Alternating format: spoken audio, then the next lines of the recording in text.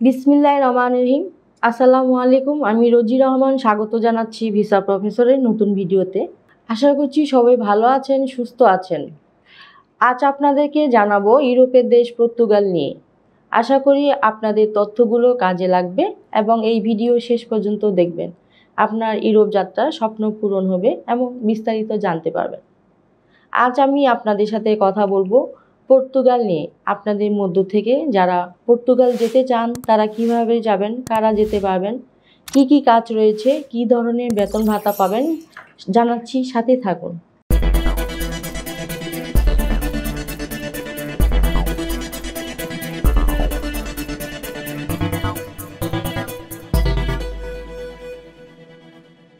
দর্শক, শুরুতেই বলেছি এই ভিডিও তাদের জন্য যারা ওয়ার্ক পারমিট ভিসা নিয়ে পর্তুগাল যেতে চান।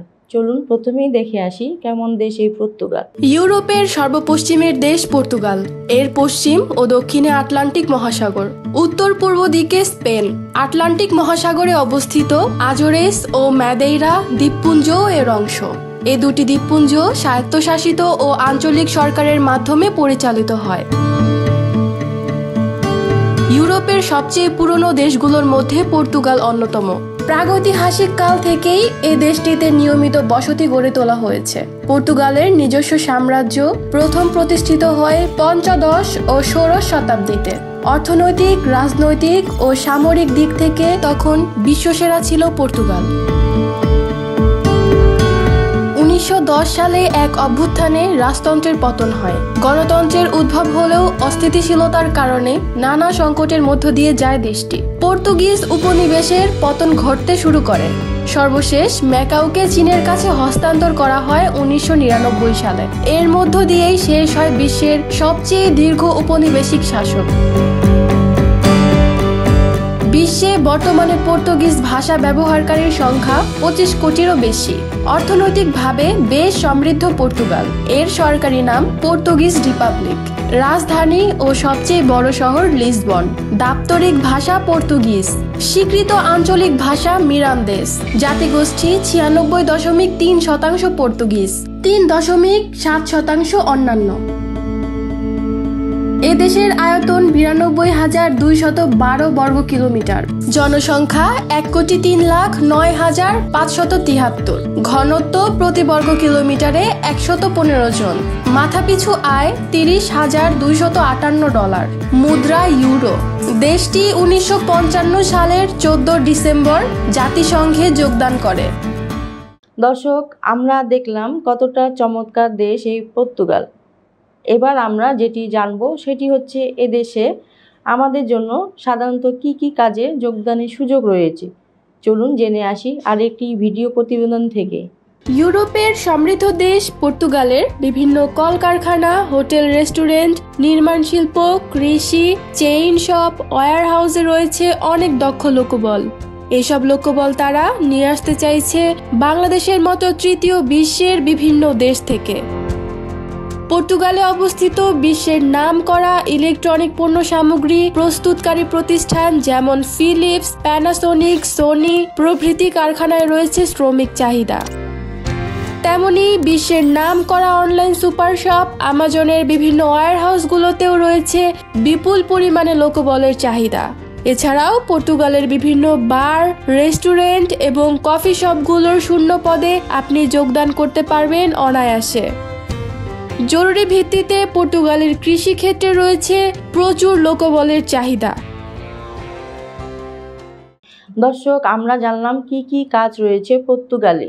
এবার আমরা যেটি জানবো তা হলো এই ধরনের কাজ করলে আমরা বেতন ভাতা কি পেতে পারি বা কি কি সুযোগ সুবিধা রয়েছে।